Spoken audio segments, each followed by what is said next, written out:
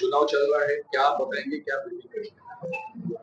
हमारे इंडिया गठबंधन के माननीय शोभा जी यहाँ धुले से कैंडिडेट है और उसके लिए हम हमारे जो 5 न्याय की बात की है, हमारा घोषणा पत्र को इस बार हमने न्याय पत्र नाम दिया है और जो 5 न्याय है उसके बारे में हम बात करने आए थे।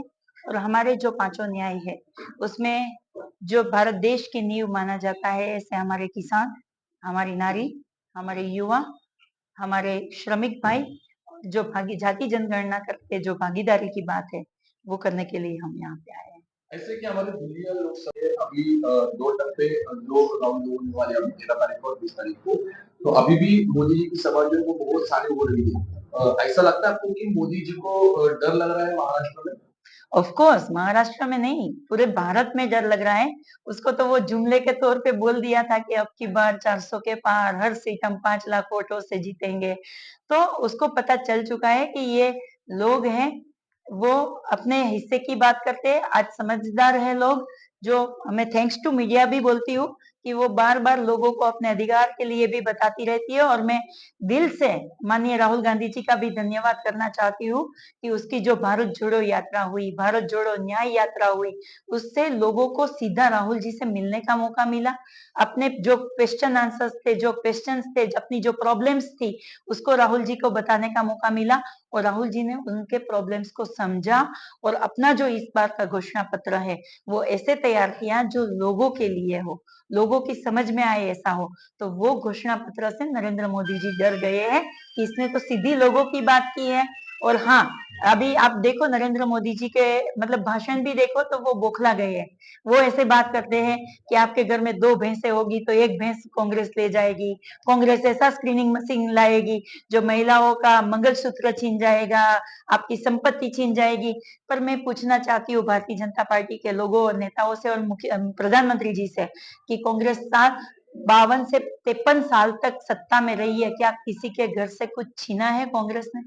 कांग्रेस ने हमेशा दिया है, अधिकार दी है, स्वतंत्रता दी है, अपना आवाज उठाने का हक दिया है। पर भारतीय जनता पार्टी ने तो काले धन के नाम से लोगों के घर में जो पैसे पड़े थे वो छीन लिए, 15-15 लाख देने की बात करके लोगों को गुमराह किया, महंगाई हटाने के नाम पे महंगाई का दुगना मार दे दिया। और प्रधानमंत्री केयर फंड जिसका आज कोई हिसाब ही नहीं है, वो छोटे छोटे बच्चे को गुल्लकों को भी नहीं छोड़ा था, उसमें से भी पैसा ले लिया और आज उसका कोई हिसाब नहीं है। तो भारतीय जनता पार्टी हमेशा लोगों को लाइन में खड़े करके छीनती आई है, जबकि कांग्रेस पार्टी ने तो हमेशा लोगों को दिया है। और जो हमारा न्याय पत्र है उससे मोदी जी डर गए, इसलिए इतनी सभाएं कर रहे हैं। लोकसभा क्षेत्र है, उसमें आदिवासी बहुत सारी लेडी थी।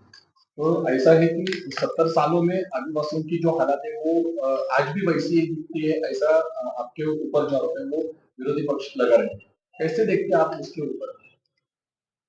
आपको पता होगा जब भारत जोड़ो न्याय यात्रा हुआ था तब राहुल जी का दौरा यहाँ से था और जब नंदुरबार में सभा हुई थी तब राहुल जी ने बताया था कि विरोध पक्ष भले हमारे ऊपर कोई भी आक्षेप लगा ले, पर विरोध पक्ष सिर्फ 22 उद्योगपतियों को मदद कर रहा है।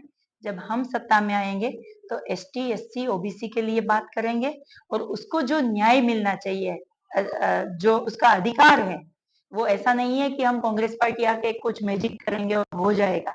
पर जो अधिकार है उसके लिए, वो अधिकार के लिए हम लड़ेंगे और उसको पूरा न्याय मिलेगा। और आप देखो जब कांग्रेस की गवर्नमेंट रहती है तब एससी, आप बोल रहे हैं आदिवासी एरिया में, तो आदिवासी एरिया में भी गवर्नमेंट स्कूलें थी, जो आज भारतीय जनता पार्टी ने आके उसका प्राइवेटीकरण, खानगीकरण करके उसको प्राइवेटाइजेशन करके उसको भी खत्म करने की कोशिश कर रहे हैं।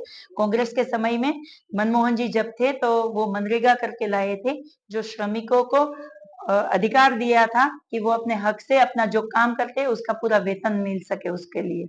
जो हमारे राजकीय पक्ष जो राजनीतिक पक्ष हो, वो सब कांग्रेस में मर्ज करने वाले हैं। तो शरद पवार साहब की ये बात को आप कैसे देखते हो और क्या लगता है आपको कि ऐसा होगा? एक समय था कि ये सारे प्रादेशिक पक्ष थे वो कांग्रेस से ही थे, वो कांग्रेस से ही अलग हुए थे, पर उसकी विचारधारा ये जो देश के संविधान को बचाने की है, देश के संविधान को सुरक्षित रखने की है और देश के लोगों के लिए काम करने की जो विचारधारा है वो एकजुट है। आज हम एक इंडिया गठबंधन के दौर पे हम सब इकट्ठे हुए हैं, तो सबने मिलके ये सोचा कि नहीं, हम सबके विचारधारा तो एक ही है और हमारा सबका उद्देश्य ये है कि लोगों का काम होना चाहिए और ये देश मजबूत होना चाहिए। तो अगर हम सारे प्रादेशिक पक्ष एक होके पूरा कांग्रेस में मर्ज हो जाए तो उसमें कोई नई बात नहीं है। एक समय में हम सब एक ही थे ही और साथ में मिलकर ज्यादा मजबूती से हम ज्यादा मजबूत बनकर लोगों के काम कर सकेंगे।